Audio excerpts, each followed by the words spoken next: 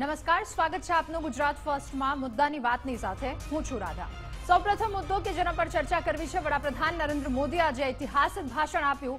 લોકસભા ચૂંટણી પહેલા દેશની રાજધાની દિલ્હીમાં બીજેપીનું 2 દિવસીય રાષ્ટ્રીય અધિવેશન હતું ને જેમાં વડાપ્રધાન નરેન્દ્ર મોદીએ કહ્યું કે ભાજપનું ચૂંટણી પ્રતીક કમળ એ લોકસભા ચૂંટણીના પાર્ટીના ઉમેદવાર છે। આ દરમિયાન તેમણે સભ્યોને તેમની જીત સુનિશ્ચિત કરવા માટે હાકલ પણ કરી। વડાપ્રધાન મોદીએ ભાજપના સભ્યોને ગરીબી તરફી કામો, દેશના વિકાસ અને વૈશ્વિક સ્તરે પ્રતિષ્ઠા વધારવાની આસપાસ લોકસભા ચૂંટણીના પ્રચાર ચલાવવાનું જણાવ્યું। એક લક્ષ્ય વધુ બેઠકો મેળવવા માટે સેટ થવું જોઈએ। આ ઉપરાંત પણ અનેક મહત્વની વાતો કહી। શું કહ્યું વડાપ્રધાને, आओ સાંભળીએ। मैं सचमुच में इतना प्रभावित हुआ कि भाजपा के कार्यकर्ता सत्ता में रहने के बावजूद भी समाज के लिए इतना करते हैं, दिन रात दौड़ते हैं, संकटों के बीच भी करते हैं और सिर्फ भारत मां की जय के लिए करते हैं।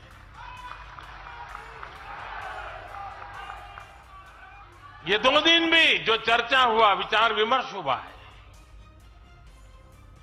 देश के उज्जवल भविष्य के लिए हमारे संकल्प को दृढ़ करने वाली हर बातें हुई है। मैं इस भव्य आयोजन के लिए प्रेरक विषयों के लिए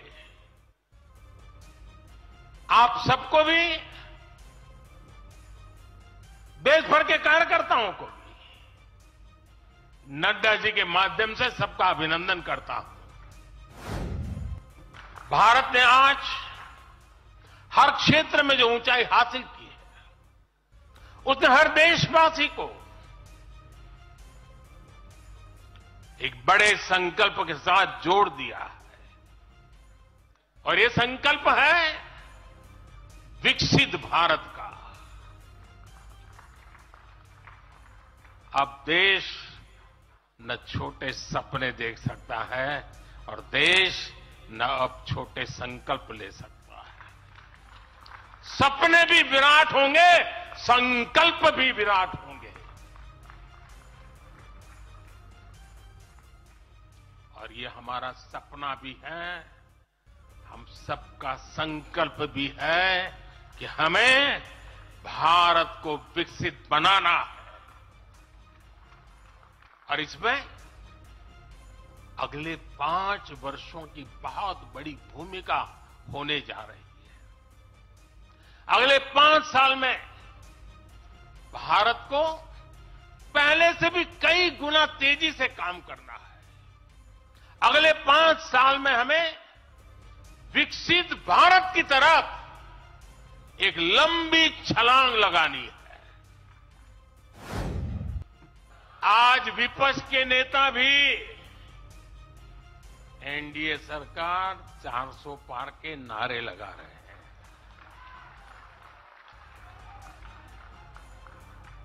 और एनडीए को 400 पार कराने के लिए भाजपा को 370 का माइलस्टोन पार करना ही होगा।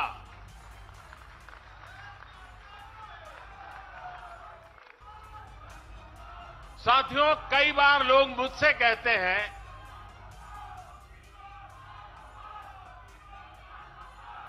मुझे कहते रहते कि अरे मोदी जी, आपने इतना तो सब कुछ क्या कर लिया, जो बड़े बड़े संकल्प आपने लिए वो तो पूरे कर लिए, अब क्यों इतनी भागदौड़ करनी। साथियों, पूरा देश मानता है 10 साल का बेदाग कार्यकाल और 25 करोड़ लोगों को गरीबी से बाहर निकालना ये सामान्य उपलब्धि नहीं है। पूरा देश मानता है हमने देश को महाघोटालों और आतंकी हमलों के खौफ से मुक्ति दिलाई है। पूरा देश मानता है हमने गरीब और मिडिल क्लास का जीवन बेहतर करने का प्रयास किया है। लेकिन जो लोग सोचते हैं कि बहुत हो गया, ऐसा सोचने वालों को मैं एक पुरानी घटना जरूर बताना चाहूंगा। एक बार एक बहुत बड़े नेता मुझे मिले, मेरे प्रधानमंत्री पद के दूसरे कार्यकाल पे। बोले, मोदी जी, प्रधानमंत्री बनना बहुत बड़ी बात है, आप बन गए। आपने इतने दशकों का संगठन का भी काम कर लिया, मुख्यमंत्री के रूप में भी इतना लंबा समय रह चुके हैं, प्रधानमंत्री में भी दोबारा आ गए। अब इतना काम पा लिया है, अब तो थोड़ा बैठो, आराम करो, बहुत कर लिया।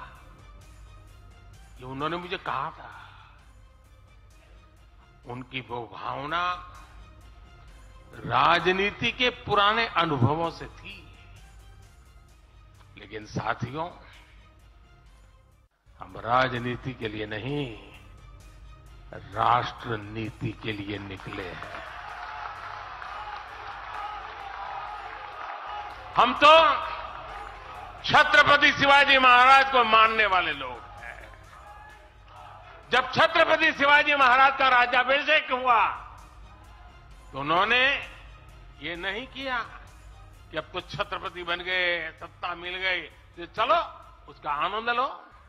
उन्होंने अपना मिशन जारी रखा। ऐसे ही उनसे प्रेरणा लेकर के मैं अपने सुख वैभव के लिए जीने वाला व्यक्ति नहीं हूं।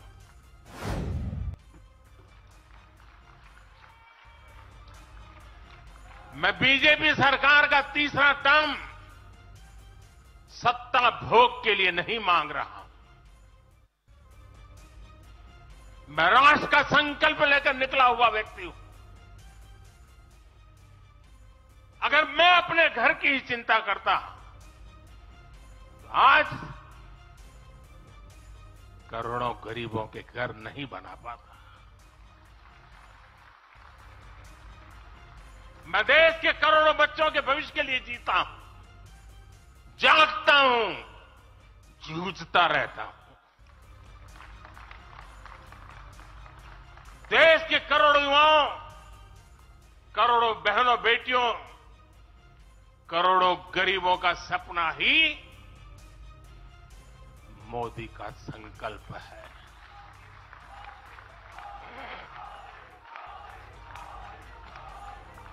और इस संकल्प की पूर्ति के लिए ही सब सेवा भाव से दिन रात एक कर रहे हैं। 10 वर्षों में हमने जो हासिल किया, साथियों, वो तो एक पड़ाव मात्र है। मंजिल तक पहुंचने का एक नया विश्वास है। अभी हमें देश के लिए, कोटि कोटि भारतीयों के लिए, हर भारतीय का जीवन को बदलने के लिए बहुत कुछ हासिल करने का सपने हैं, संकल्प है, और उसके लिए बहुत से निर्णय भी बाकी हैं। साथियों, आज भाजपा युवा शक्ति, नारी शक्ति, गरीब और किसान की शक्ति को विकसित भारत के निर्माण की शक्ति बना रहा है। पहले लोगों को लगता था कि सरकारें बदलती हैं, व्यवस्था नहीं बदलती। हमने सच्चे अर्थ में सामाजिक न्याय की भावना से हर व्यवस्था को पुरानी सोच, पुरानी अप्रोच से बाहर निकाला। जिनको किसी ने नहीं पूछा, हमने उन्हें पूछा है। इतना ही नहीं, हमने उसको पूजा है। पहले की सरकारों ने महिलाओं के हितों की उनके जीवन में आ रही परेशानियों की भी कभी चिंता नहीं की। हमारे यहां बेटियों को गर्भ में ही मार डालने की कितनी विराट समस्या थी। हमने इसके लिए सामाजिक चेतना साथ साथ कड़े कानून दोनों का सहारा लिया। पहली बार देश में बेटी बचाओ बेटी पढ़ाओ जैसा एक जन आंदोलन चला, जिसका एक बहुत ही सार्थक प्रभाव हुआ। हमने बालिकाओं के महिलाओं के पोषण पर विशेष बल दिया। हमने पोषण अभियान चलाया ताकि गर्भवती महिलाओं को उचित मदद मिल सके। स्वस्थ महिला ही स्वस्थ संतान को जन्म दे सकती है। गर्भ के समय महिलाओं को उचित पोषण मिले, इसके लिए मातृ वंदना योजना के तहत 3.25 करोड़ से अधिक बहनों को सीधी मदद दी। हमने सुरक्षित मातृत्व अभियान के तहत लगभग 5 करोड़ गर्भवती महिलाओं को हेल्थ चेकअप किया।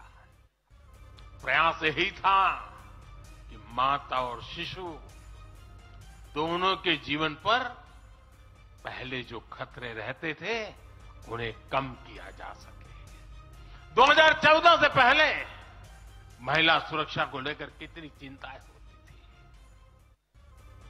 हर कोई चिंतित रहता था। हमने रेप, बलात्कार ऐसे अपराधों को, संगीन अपराधों में फांसी की सजा सुनिश्चित की। ऐसे मामलों का तेजी से निपटारा हो, इसके लिए भी विशेष व्यवस्थाएं बनाई। साथियों, मैं देश का पहला प्रधानमंत्री हूं जिसने शौचालय जैसे विषय को लाल किले से उठाया। मैं देश का पहला प्रधानमंत्री हूं जिसने महिलाओं के खिलाफ अपशब्दों पर लाल किले से नाराजगी व्यक्त की थी। नारी गरिमा, नारी सम्मान हमारे लिए सर्वोपरि है। मुझे गर्व है कि पिछले 10 वर्षों में भाजपा सरकार ने महिलाओं का जीवन आसान बनाने के लिए अनेक कदम उठाए हैं। हमने 10 करोड़ उज्ज्वला गैस कनेक्शन दिया। हमने 4 करोड़ घर बनवाए, जिनमें 3 करोड़ से ज्यादा घर महिलाओं के नाम रजिस्टर हुए। हमने महिलाओं के नाम 3 करोड़ से ज्यादा घर रजिस्टर करवाकर उनको घर की मालकिन बनाया। हमने 10 करोड़ परिवारों की बहनों को पहली बार नल से जल दिया। हमने 12 करोड़ परिवारों की बहनों को टॉयलेट दिया। और टॉयलेट वो 4 दीवारी नहीं है, इज्जत घर है। हमने 1 रुपये में सुविधा सैनिटरी पैड्स की योजना शुरू की। हमने 25 करोड़ से ज्यादा महिलाओं के बैंक अकाउंट खोले। हमने 30 करोड़ से अधिक मुद्रा लोन महिला लाभार्थियों को दिए। साथियों, बहनों को आर्थिक रूप से सशक्त करने के लिए, बेटियों को नौकरी करने में आसानी हो, इसके लिए हमने अनेक कदम उठाए। हमने सेल्फ हेल्प ग्रुप से 10 करोड़ बहनों को जोड़ा। हमने 1 करोड़ बहनों को लखपति दीदी बनाया। खादी को जो फिर से नया जीवन मिला है, उसका फायदा भी सबसे अधिक गांव की बहनों को ही हुआ। हमने प्रेगनेंसी लीव को बढ़ाकर 26 हफ्ते किया। पहले फैक्ट्रियों में या दूसरी जगहों पर महिलाओं को नाइट शिफ्ट में काम करने के लिए अनेक अड़चने थी। हमने श्रम कानूनों में सुधार करके उनको भी दूर किया। हमने पैरामिलिट्री फोर्सेस में महिलाओं की भर्ती 2 गुने से अधिक की। हमने सेनाओं के अग्रणी मोर्चों में महिलाओं की तैनाती को सुनिश्चित किया। हमने सैनिक स्कूलों और मिलिट्री एकेडमी के दरवाजे बेटियों के लिए खोल दिए। साथियों, इस बार 26 जनवरी को कर्तव्य पथ भारत की नारी शक्ति से पूरे देश को प्रेरणा दे रहा था। अयोध्या में भव्य राम मंदिर का निर्माण करके हमने 5 सदियों का इंतजार खत्म किया है।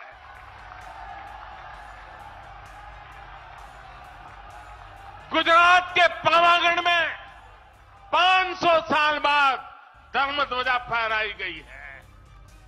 7 दशक बाद हमने करतारपुर साहिब राहदारी खोली है। 7 दशक के इंतजार बाद देश को आर्टिकल 370 से मुक्ति मिली है। लगभग 6 दशक बाद राजपथ कर्तव्य पथ के नए स्वरूप में सामने आया है। 4 दशक बाद आखिरकार 1 रैंक 1 पेंशन की मांग पूरी हुई है। 3 दशक बाद आखिरकार देश को नई राष्ट्रीय शिक्षा नीति मिली है। 3 दशक बाद आखिरकार लोकसभा और विधानसभा में महिलाओं को आरक्षण मिला है। 3 तलाक की बुराई के लिए विरुद्ध कड़ा कानून बनाने का साहस भी हमने दिखाया है। दशकों से नए संसद भवन की जरूरत महसूस हो रही थी, उसे हमने ही पूरा किया। ये प्रत्येक भाजपा कार्यकर्ता का सौभाग्य है वैसी अनेक सिद्धियों का निमित्त बन सके। भारत को तीसरी आर्थिक ताकत बनाने की बात करता हूं तो उसका मतलब भी बहुत गहरा है। इसका मतलब है भारत के आर्थिक, सामरिक और सांस्कृतिक सामर्थ्य का कई गुना विस्तार, चहुं दिशा में विस्तार। साथियों, हम इसके लिए कितनी तेजी से काम कर रहे हैं, इसका हिसाब लगाना भी जरूरी है। भारत को, ये आंकड़ा याद रखिए, भारत को $1 ट्रिलियन की अर्थव्यवस्था बनने में लगभग 60 साल लगे थे। 60 साल। 2014 में जब देश ने हमें अवसर दिया तो 2 ट्रिलियन मार्क भी बहुत बड़ा लग रहा था, लेकिन 10 वर्षों में हमने अपनी अर्थव्यवस्था में $2 ट्रिलियन और जोड़ दिया। एक के लिए 60 साल, 10 साल में 2 और जोड़ दिया। जब भारत दुनिया की 11वें नंबर की अर्थव्यवस्था था और 11 से 10 पर आने में दम उखड़ गया उनका, हम 11 से 5 पर ले आए। अर्थव्यवस्था जब 11 नंबर पर थी तब इंफ्रास्ट्रक्चर का बजट सिर्फ 2 लाख करोड़ रुपए भी नहीं बन पाता था। आज भारत 5वें नंबर की अर्थव्यवस्था है तो भारत का इंफ्रा बजट 11 लाख करोड़ को पार कर चुका है। તો આ તમામ સિદ્ધિની સાથે વડાપ્રધાન નરેન્દ્ર મોદીએ જીતનો મંત્ર પણ આપ્યો, જેમાં કેન્દ્રીય ગૃહમંત્રી અમિત શાહ તેમણે પણ સંબોધન કર્યું। અમિત શાહે એમના 56 મિનિટના ભાષણમાં વડાપ્રધાન નરેન્દ્ર મોદીની 10 વર્ષની ઉપલબ્ધિ, રામલલ્લા, કોંગ્રેસ, રાહુલ ગાંધીના જીવન, પરિવારવાદ, ભ્રષ્ટાચાર, ઈડી ગઠબંધન અને 2024ની લોકસભાની ચૂંટણી વિશે વાત કરી હતી। પોતાના સંબોધનમાં કેન્દ્રીય ગૃહમંત્રીએ કોંગ્રેસ પર જાતિવાદ, ભત્રીજાવાદ અને તુષ્ટીકરણની રાજનીતિ પર આરોપ લગાવ્યા હતા। ઉપરાંત શું કહ્યું, આવો સાંભળીએ। मित्रों, ये हमारा राष्ट्रीय अधिवेशन, ये विस्तृत राष्ट्रीय अधिवेशन चुनाव की दहलीज के समय पर हो रहा है। इस राष्ट्रीय अधिवेशन के अनेक निहितार्थ, ये राष्ट्रीय अधिवेशन प्रधानमंत्री जी मोदी जी के विकसित भारत के स्वप्न को आगे बढ़ाने का संकल्प लेकर हम सब यहां से देश भर में वापस जाएंगे।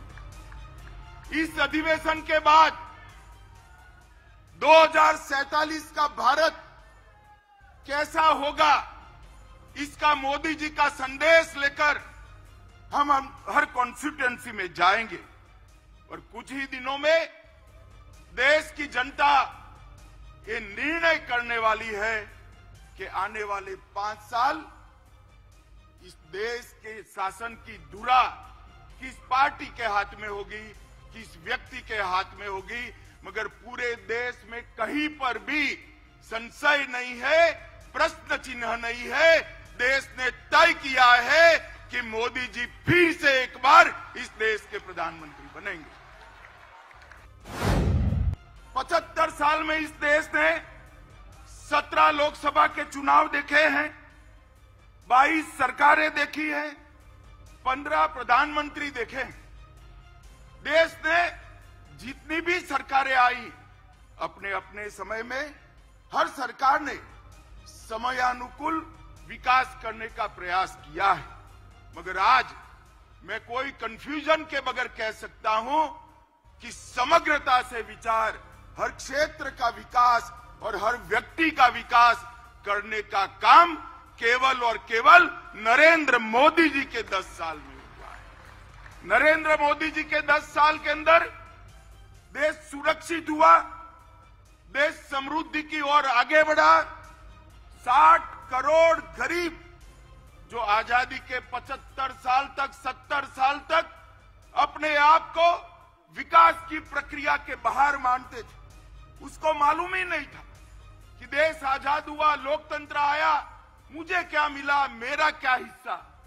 भाइयों और बहनों, 60 करोड़ गरीबों को घर देना, घर में गैस का सिलेंडर देना, पीने का पानी का कनेक्शन देना, बिजली पहुंचाना, शौचालय देना, 5 किलो अनाज गरीब को फ्री ऑफ कॉस्ट मुफ्त में देना और 5 लाख तक का स्वास्थ्य का उसका खर्चा भी सरकार ने उठाया।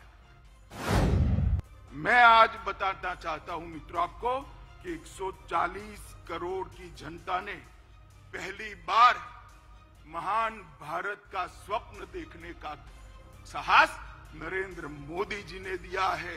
न केवल महान भारत का स्वप्न देने का साहस, उस स्वप्न को सिद्धि में परिवर्तित करने के लिए सामूहिक पुरुषार्थ करने का मन भी नरेंद्र मोदी ने बनाया है और पूरे देश के सामने एक लक्ष्य रखा कि 2047 में भारत पूर्ण विकसित भारत होगा, आत्मनिर्भर भारत होगा, गुलामियों की निशानियों से मुक्त भारत होगा। ये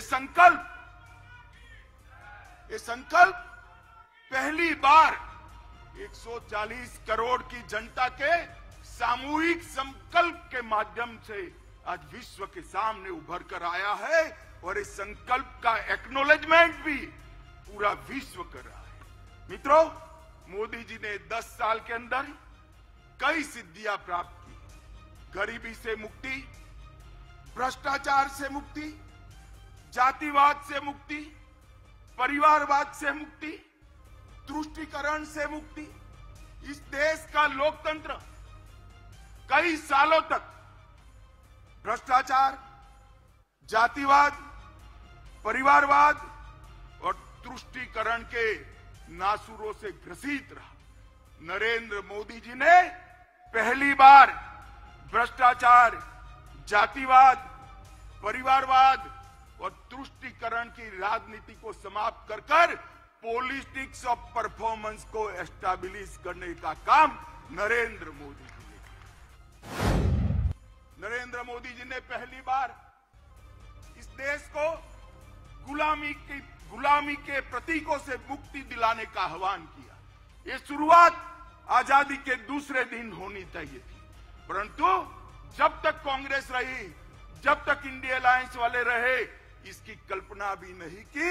मोदी जी ने गुलामी के प्रतीकों से मुक्ति के लिए 15 अगस्त को लाल किले की प्राचीर से आह्वान किया और जनता ने पलक पावड़े बिछाकर इसका स्वागत किया और आज गुलामी के प्रतीकों से हम मुक्ति पा रहे हैं। अगर मुझे कोई कहे कि इंडिया अलायंस क्या है, तो मैं इसकी एक ही व्याख्या करता हूं।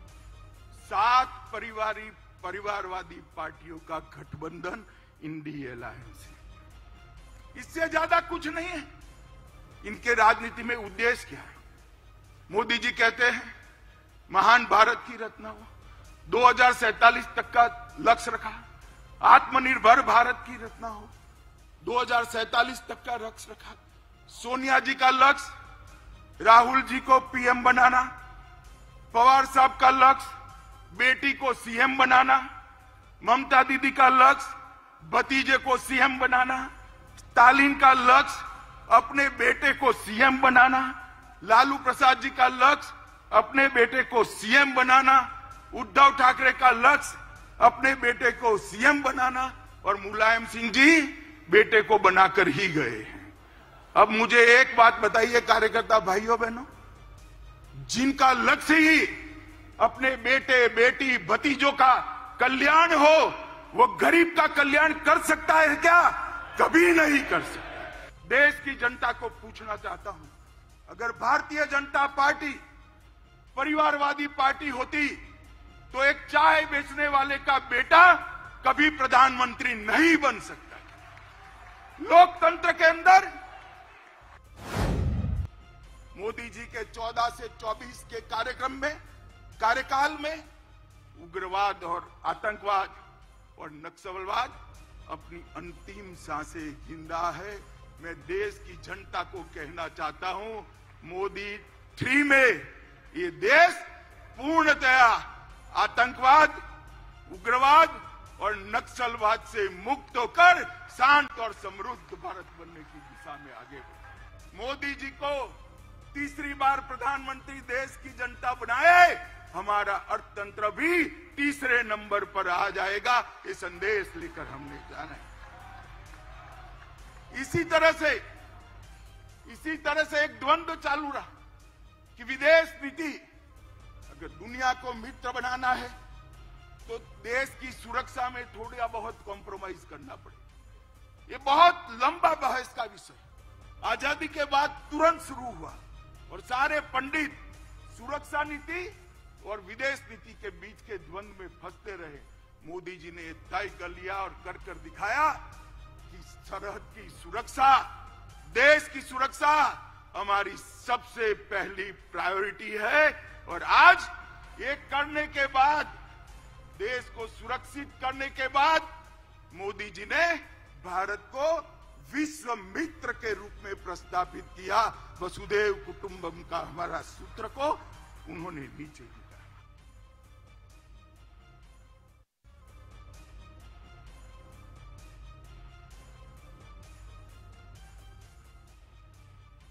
દિલ્હીમાં ભાજપની કાર્યકારિણી બેઠક, અમિત શાહે હુંકાર કર્યો। વડાપ્રધાન નરેન્દ્ર મોદીના શાસનમાં કેટલાક વિકાસના કાર્યો કર્યા, કઈ એવી વસ્તુઓ હતી વિરોધની કે જેને ડામવામાં આવી।